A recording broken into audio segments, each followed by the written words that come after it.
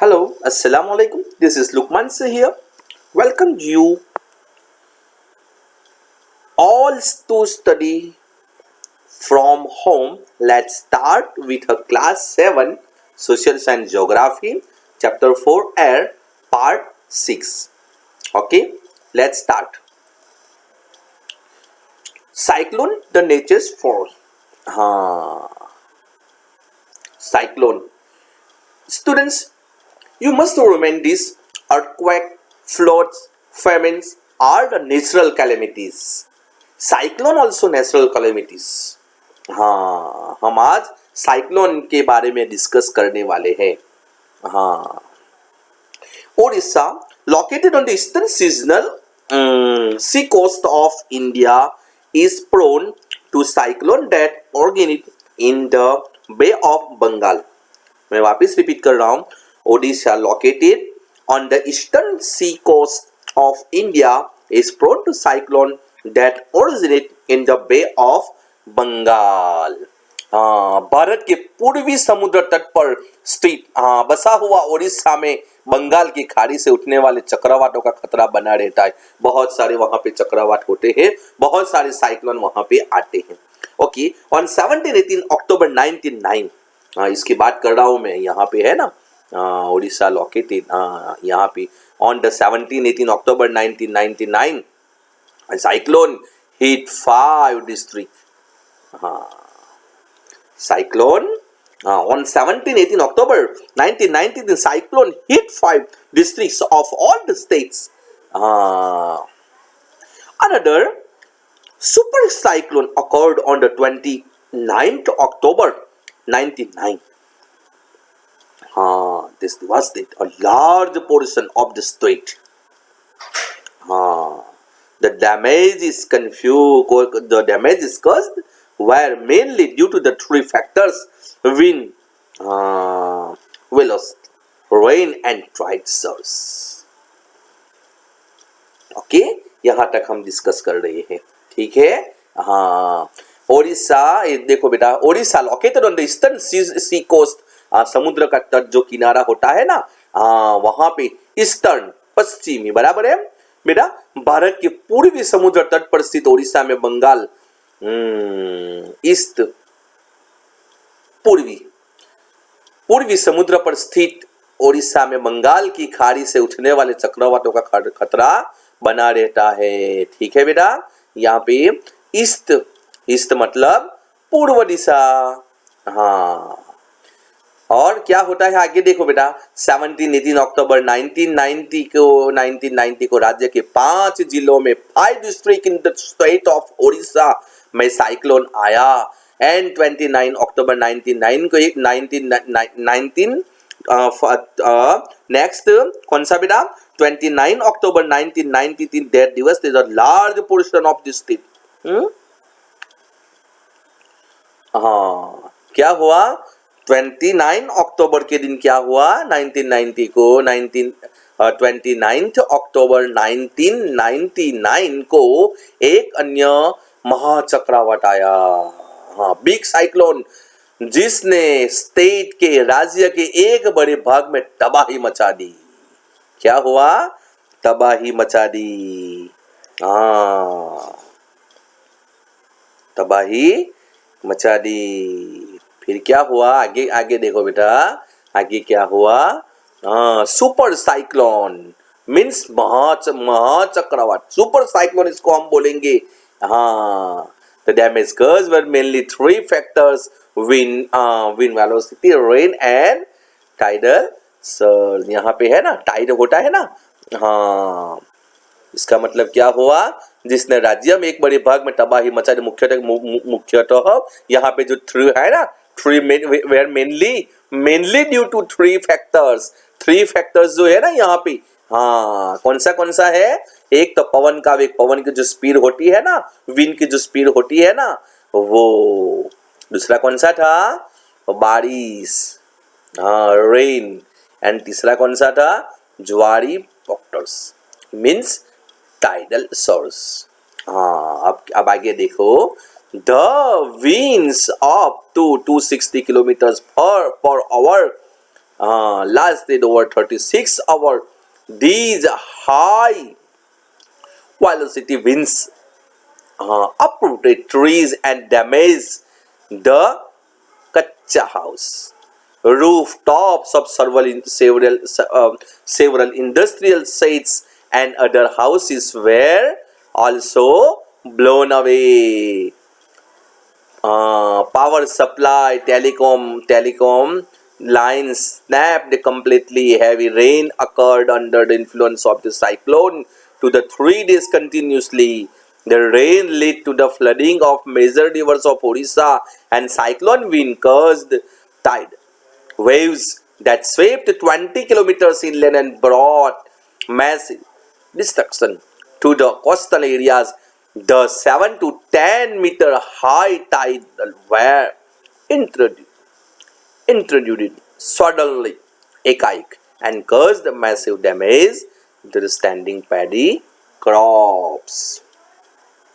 इसका मतलब क्या हुआ बेटा? हाँ, मैं आपको समझाता हूँ. देखो यहाँ पे the winds up to 260 kilometre प्रति घंटे तक इतनी स्पीड में आने वाली एयर 36 आवर्स से भी ज्यादा समय तक चलती रही. 260 किलोमीटर प्रति आवर्स होती है और कब तक चलती है ये? 36 आवर तक चलती है. स्पीड तीव्र वेग वाली इस पवन में पेड़ों को उखाड़ दिया और कच्चे घरों को नष्ट कर दिया. अनेक इंडस्ट्रियल एरिया जो होता है ना, वहां पे औद्योगिक भवनों तथा घरों पर से छतें भी उड़ गई. और जो इलेक्ट्रिसिटी को भी नुकसान हुआ.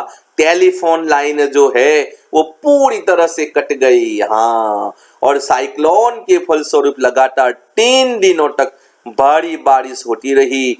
इस बारिश के कारण ओडिशा की नदियों में बाढ़ आई. चक्रवाती पवनों के कारण उठी ज्वाली तरंगे स्थल पर 20 किलोमीटर तक आ गई. कितने किलोमीटर तक?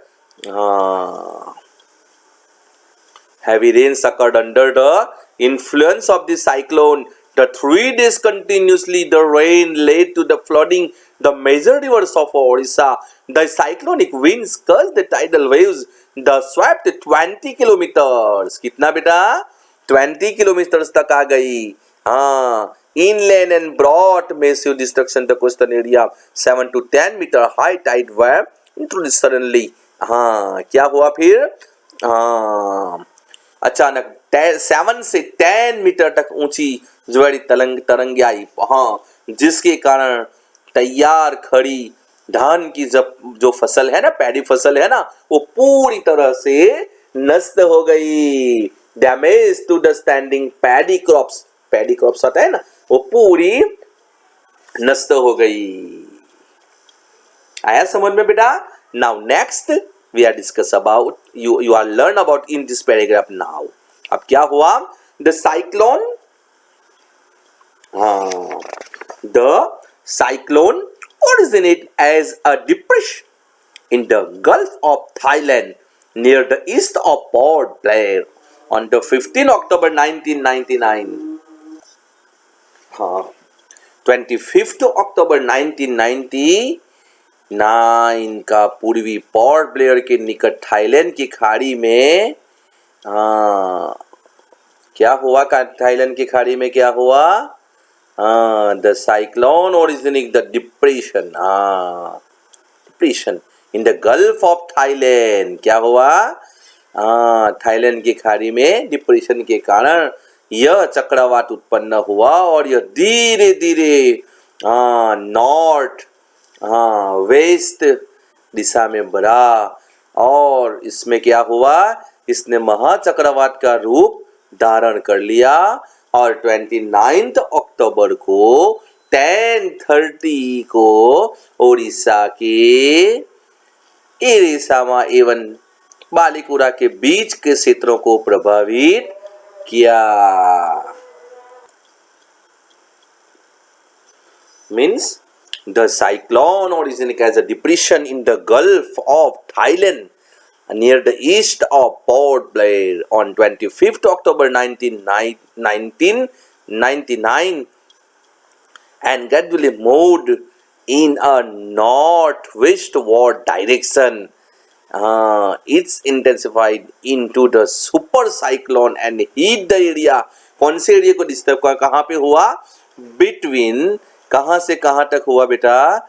बिटवीन ओडिशा के इरेसमा एवं बालीकुड़ा के बीच की जगह को प्रभावित किया. हाँ, कहाँ कब हुआ? 29 अक्टूबर एट 10:30 AM 10:30 को ये हुआ. ठीक है. हाँ, और नेक्स्ट बेटा, the super cyclone swept the entire coast of Odisha, including the cities of Bhubaneswar and Cuttack and 28 coastal towns. About 13 million people were affected. A large number of livestock were killed. Standing crops of paddy, vegetables, and fruit were heavily damaged due to the salinization caused by tidal surge. Large tracts of agricultural land have turned infertile. Large tracts of sal, teak, and bamboo plantations have disappeared. The mangrove forests between Pradip and Konark vanished. हाँ, इससे क्या हुआ? हाँ, इन महाचक्रवात जो है, हाँ, इसे super cyclone महाचक्रवात इसको हम बोल सकते हैं. सुपर साइक्लोन ने भुवनेश्वर, कटक एंड 28 जो सिटीज थे, नगर जो थे, उसके सहित उड़ीसा के पूरे तट को बर्बाद कर दिया.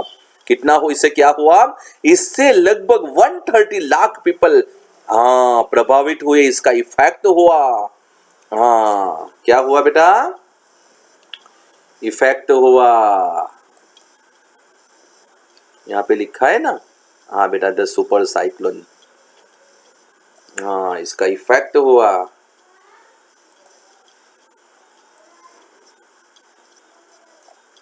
हाँ, और क्या हुआ? ओडिशा के पूरे तट को बर्बाद कर दिया. इससे लगभग 130 लाख पीपल लोग प्रभावित हुए.